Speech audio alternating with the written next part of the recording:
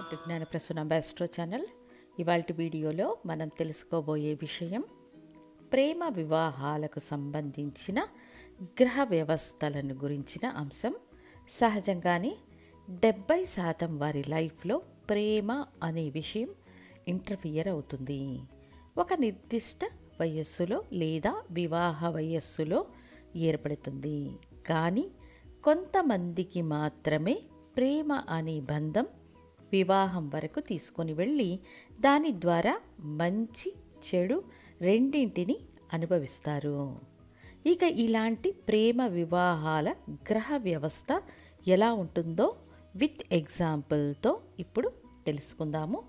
ఒక ప్రేమ వివాహం చేసుకోవాలంటే 2వ స్థానాధిపతి 7వ స్థానంలోనో లేదా 7వ స్థానాధిపతి 2వ స్థానంలోనో లేదా 2వ స్థానాధిపతి 7వ స్థానాధిపతి 11వ స్థానంతో సంబంధం కలిగి ఉండాలి. ఇది మొదటి పాయింట్. తర్వాత సరైన వయస్సులో అంటే 16 సంవత్సరాల నుండి 30 సంవత్సరాల మధ్య శుక్రదశను భుక్తినో జరగాలి. ఇది 2వ పాయింట్. అంటే 2, 7 స్థానాధిపతుల కాంబినేషన్ లేదా శుక్రదశను ఉండాలి. ఇలా ఉంటే ఖచ్చితంగా మీ లైఫ్లో లవ్ అనేది ఉంటుంది. ఉదాహరణకు ఇప్పుడు మనం ఒక ఎగ్జాంపుల్ చార్ట్ అనేది చూద్దాము. కర్కాటక లగ్నం. ఇందులో 7వ స్థానానికి అధిపతి అయిన శని 2వ స్థానంలో ఉన్నారు. 2వ స్థానాధిపతి రవి 7వ స్థానంలో ఉన్నారు.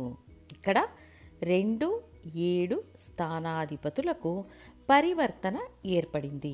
అప్పుడు సూర్యదశను శని దశను సరైన వయస్సులో అంటే 16 నుండి 30 సంవత్సరాల మధ్య కాలంలో జరిగితే ప్రేమ అనే విషయంలో ఇన్వాల్వ్ అవుతారు.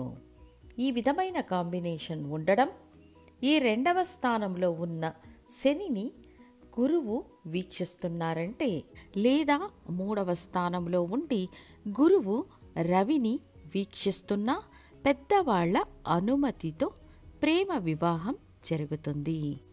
రవి మహాదశను శని మహాదశను జరుగుతుంటే అనేది ముఖ్యం.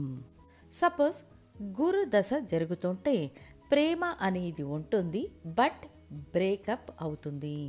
సో దశ యొక్క కాంబినేషన్ వేరియేషన్ అర్థం చేసుకోవాలి. రవి మహాదశ లేదా శని మహాదశ జరిగితే మాత్రమే వివాహం చేసుకోగల వ్యవస్థ ఏర్పడుతుంది.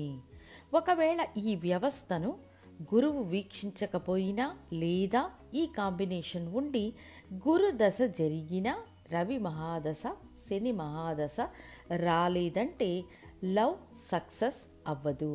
దీనిని దాటి 5వ స్థానం కూడా ప్రేమను సూచించే స్థానమే అయినా ఈ 2, 7 స్థానాధిపతులు మాత్రమే వివాహం వరకు తీసుకుని వెళ్ళే అర్హతను కలిగి ఉంటారు.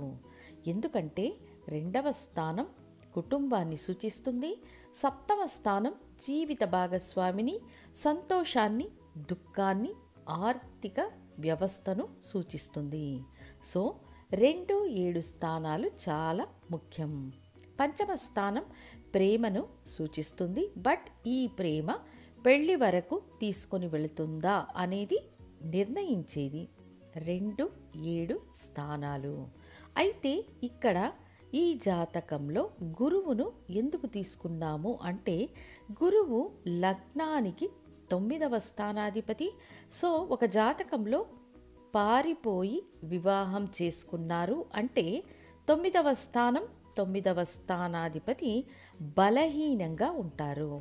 అప్పుడే సమాజానికి వ్యతిరేకంగా తల్లిదండ్రులను ఎదిరించి వివాహం చేసుకుంటారు. ఒకవేళ 9వ స్థానాధిపతి 9వ స్థానం బలంగా ఉంటే అందరినీ వ్యతిరేకించి వివాహం చేసుకోరు, అందరినీ ఒప్పించి వివాహం చేసుకుంటారు. లాజిక్ అర్థమైందనుకుంటాను. సో 2, 7 స్థానాధిపతుల దశాభుక్తులు జరుగుతున్నప్పుడు ప్రేమ అనేది లైఫ్లో ఎంటర్ అవుతుంది. దానికి సరైన వయస్సులో ఆ గ్రహ దశలు జరగాలి.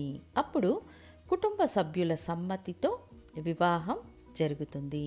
ఇంకొక ఉదాహరణ జాతకాన్ని చూద్దాము. వృషభ లగ్నం. ఈ లగ్నానికి 7వ స్థానాధిపతి కుజుడు 2వ స్థానంలోనో 11వ స్థానంలో ఉంటే ప్రేమకు సంబంధించిన విషయాలలో ఇన్వాల్వ్ అయ్యే అవకాశం ఉంటుంది. అయితే ఈ లగ్నానికి 2, 5 స్థానాలకు అధిపతి అయిన బుధుడు 7వ స్థానంలో ఉంటే లవ్కు సంబంధించిన విషయాలు ఏర్పడే అవకాశం ఉంటుంది.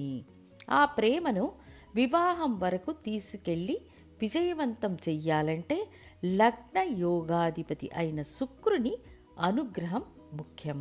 ఇప్పుడు శుక్రుడు కుజుడి యొక్క కాంబినేషన్ 2వ స్థానంలో ఉండి శుక్రదశనో కుజదశనో జరిగితే మీ ప్రేమ వివాహ బంధంతో పూర్తి అవుతుంది. లేదా 7వ స్థానంలో శుక్రబుధులు ఉండి శుక్రదశనో బుధదశనో జరుగుతున్నప్పుడు మీ లైఫ్లో ప్రేమకు సంబంధించిన విషయాలు ఉంటే అవి వివాహంతో ముగియవచ్చు. అదేవిధంగా బుధుడు కుజుడు కలిసి 11వ స్థానంలో ఉన్న ప్రేమ వివాహం వరకు వెళ్ళి విజయవంతం అవుతుంది.